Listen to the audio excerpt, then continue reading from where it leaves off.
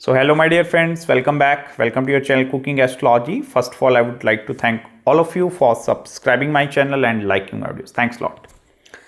So today in this video, let's try to discuss the combinations of marriage specifically after the age of 38 in Vedic Astrology.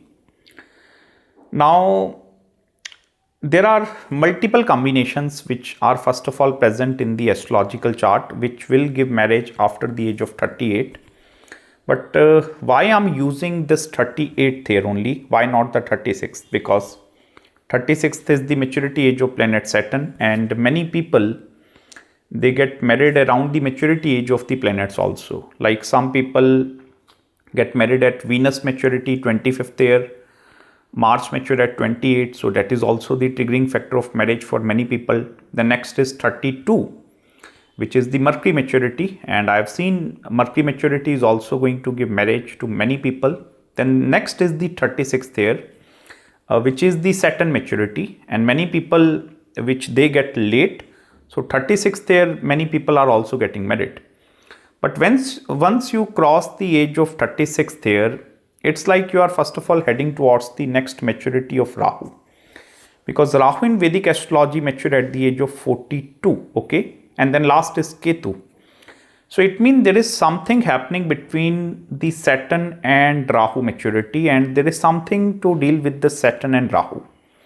That is the reason why you are getting married in between at the age of 38, or sometime I have seen 40 also can become the triggering factor. 42 can also sometime become the triggering factor here. Here first of all you need to pay attention towards these two planets. Look where Saturn and Rahu are present in the horoscope. And if I will tell you, Saturn is also retrograde, Rahu is also, it's a retrograde energy. Now if your 7th house lord in Vedic astrology is also getting retrograde and it's forming any sort of combination with the Saturn and Rahu. Like suppose your 7th house lord is planet Venus and your Venus is with planet Rahu, and your Venus is also retrograde. So whenever the retrograde planets are going to be having influence specifically over the Saturn, Rahu, and even your 7th house, this is the number one combination which have the capacity to actually create a delayed marriage even after the age of 36 and 38 as well. Second important combination is connected with exalted Jupiter retrograde with Ketu also retrograde. Exalted Jupiter in the sign of Cancer, like it's retrograde in the chart, and Ketu is also conjunct up there and it's also retrograde. And this combination is becoming more severe if, for example, the Jupiter is gaining connection over the 7th house of your astrological chart, like either the sign of Sagittarius or the sign of Pisces is present in this horoscope, okay? So the very first thing which you need to understand, there is going to be some sort of heavy influence of the Rahu and Ketu with Jupiter, Saturn, and even with the 7th house lord. That is actually going to be creating such combinations where it's a delayed marriage after the age of 38 also. Because you need to understand one very simple thing here. Because of these retrograde energies influencing your chart more and more, the maturity age of the planets are also going to be somewhat tend to give the delayed result. Like in a normal person chart, suppose Saturn mature at the age of 36. Now in some exceptional cases, like suppose you are having more multiple planets are retrograde, or Rahu and Ketu are also sitting with the retrograde energies. Even your upcoming Mahadasha or the previous Mahadasha which you are going through is also retrograde and retrograde. So this actually have the capacity to create delayed events, and it's also going to be delaying beyond the maturity age.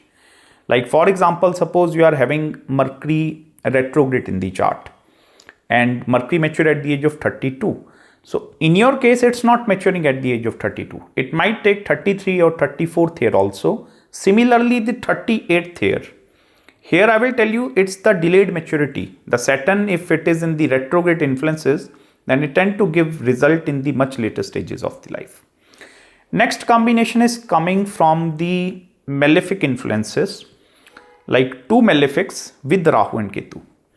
Now, two malefics, for example, you are having Saturn Mars with Ketu.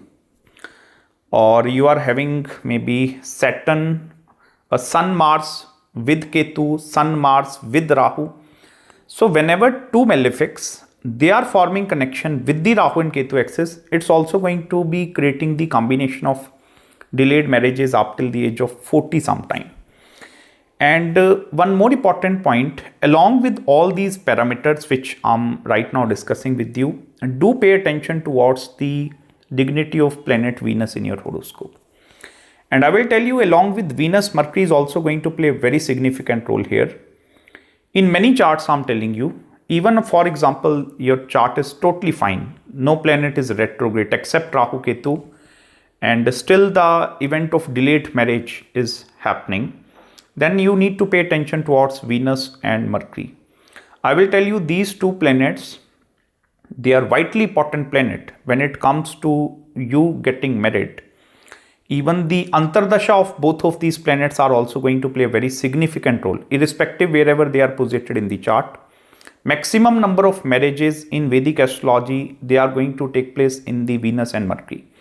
Now, if the dignity of Venus and Mercury is compromised in the horoscope, compromised mean to say, like if there are debilitated specifically, because I will tell you, debilitated Venus in the sign of Virgo, anywhere in the horoscope, okay, have the capacity to influence your marriage, because it's a Karak planet, it's a significant of the marriage. Even, for example, your Venus is positioned in any house in the chart, and suppose in the next house to the Venus and the previous house to the Venus, there is a lot of malefic concentration, like specifically in the previous house. For example, your Venus is positioned in the 4th house, and in the 3rd house there are cluster of planets present up there, malefics plus benefics. So what will happen, the planets which are in the behind the Venus, they are also going to be creating obstruction in order to get some prospect match entering into your own life. Okay. Similarly, for example, Venus is in your 2nd house maybe. So for example, in your 1st house, cluster of planets are there, malefics, benefics also. So whenever in the previous house to the Venus, there are multiple cluster of planets which are coming, this is also going to be creating the combination where it's becoming very difficult for you to find the optimal matches, prospect matches for actually getting married. In the next house to the Venus, I will tell you, they are going to create impact in the survival of the marriage.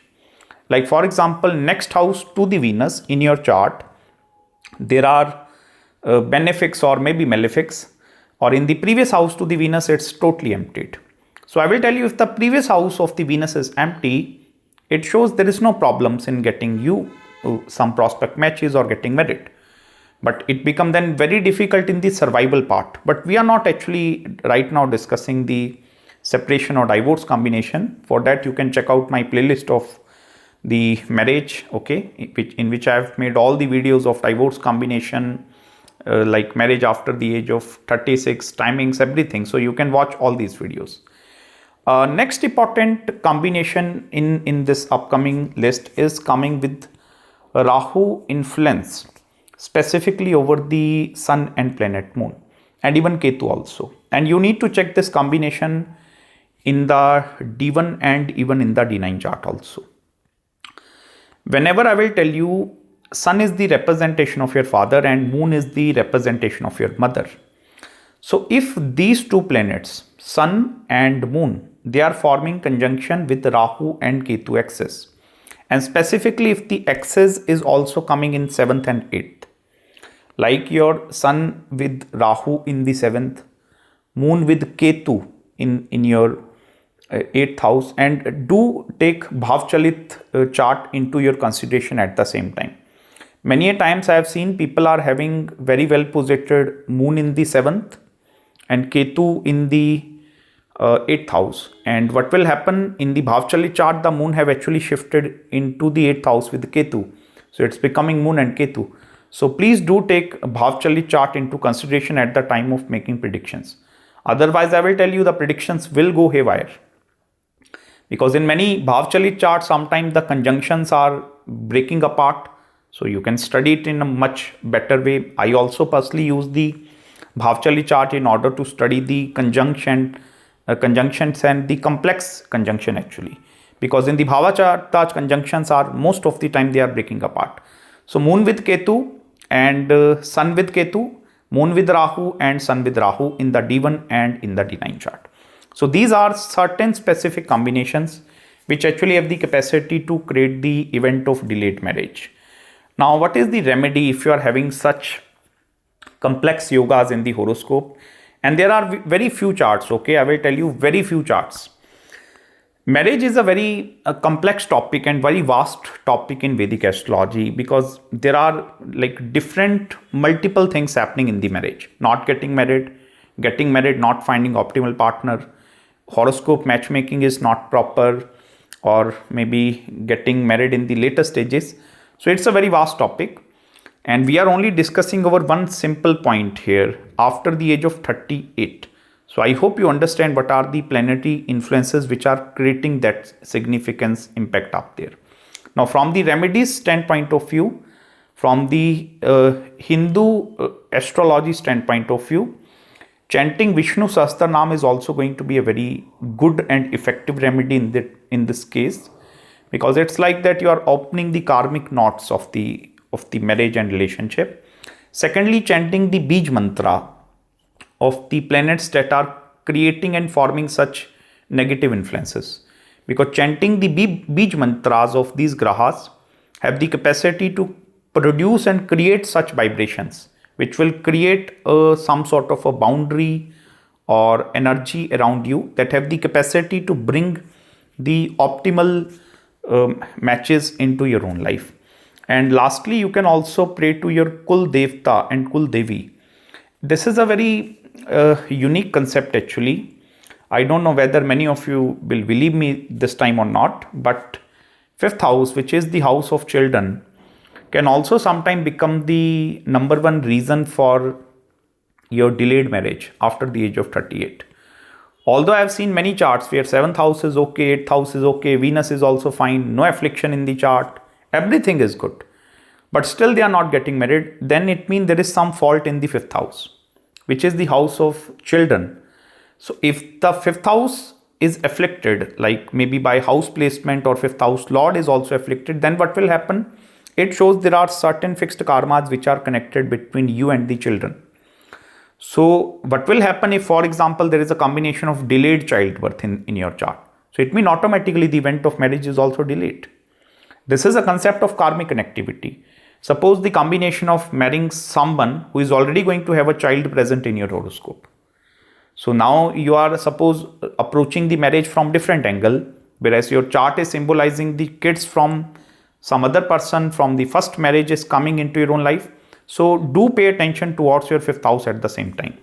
In this way, you will be able to decode this concept in much more detail. And regarding any queries and consultations, if you require any personal help, you can just drop me an email, and I will try my best to help you to understand what are the exact planetary combinations and the specifically the karmic connectivities which are present in your horoscope. Any marriage, business, spiritual consultation, do let me know. And if you have gained some deep insights in this video with me, you can send me super thanks also in contribution to my work. Any small contribution from your side will help me to make more such content over the YouTube platform. Make sure to subscribe my channel below, hit the like button if you really enjoyed this video. And I'm going to meet you very, very soon in the next video. Till then, bye-bye and Hare Krishna.